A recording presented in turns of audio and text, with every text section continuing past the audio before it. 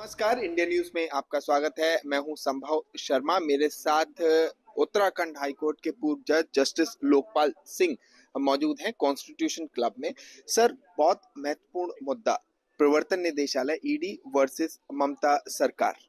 इस समय पिछले 2-3 दिनों से आप भी लगातार देख रहे हैं और जिस तरह से पश्चिम बंगाल की सड़कों पर, कलकत्ता की सड़कों पर स्थिति प्रोटेस्ट भी देखने को मिली और एक तरह से पावर टसल एक कहीं ना कहीं देखने को मिला। ऐसे में कुछ सवाल जो आते हैं, खासकर चूंकि आप कानून के जानकार हैं, तो वहां सबसे पहले सर मेरा यही सवाल है कि क्या जिस तरह की चीजें देखने को मिली ग्राउंड जीरो पे वहां पर, तो वो कितनी कानूनी है, कितना उसे लीगली कहा जा सकता है?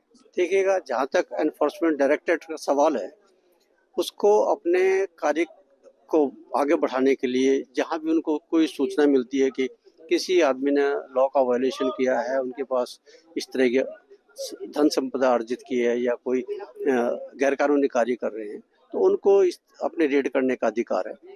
और चूंकि ये सेंट्रल एजेंसी है, इसलिए किसी भी राज्य सरकार को इसके कार्य में हस्तक्षेप करने का कोई अधिकार नहीं है।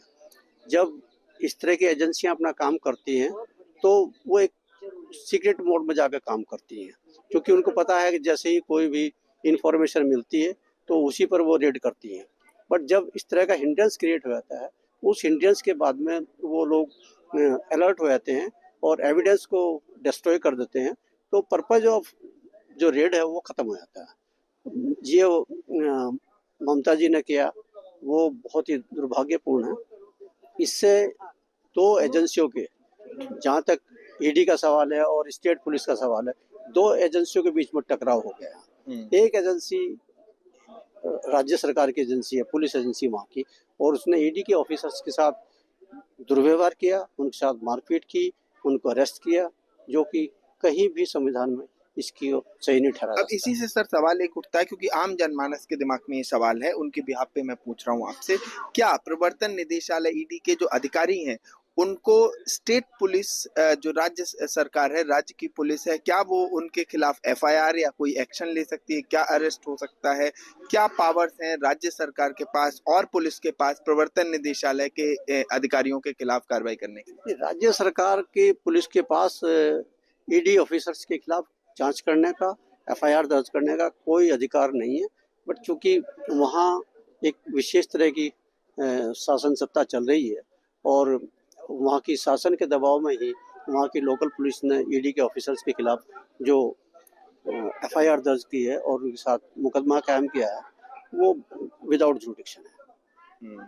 तो आपके अनुसार वहां पर कोई जुरिस्डिक्शन राज्य सरकार की और उसकी पुलिस का नहीं बनता है? हाँ, मेरे विचार से ये जो एफआईआर है वो बिल्कुल ठहर नहीं सकती है और ऐसा कोई इन्वेस्टिगेशन भी ईडी ऑफिसर्स के खिलाफ नहीं चल सकता है।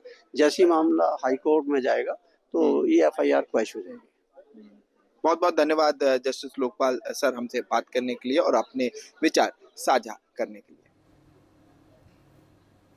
And with that, viewers, we're slipping into a short commercial break. I'll see you on the other side.